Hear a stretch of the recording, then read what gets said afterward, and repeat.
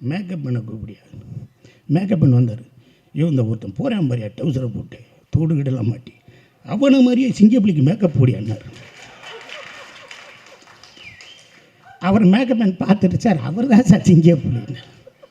ஆமையா நான் நினச்சேன் அவனை கூப்பியாங்க இவ்வளோ. அவனோட நானும் அப்படி தட்டுக்கிட்டெல்லாம் எடுத்துருவேன். என்னடா காலையில் 4 வெண்ணி முட்டையா அப்படின்னாரு. அவனை அப்படின்னு, ஏன் என்னை பார்க்காம அங்கிட்டு போகிறேன்?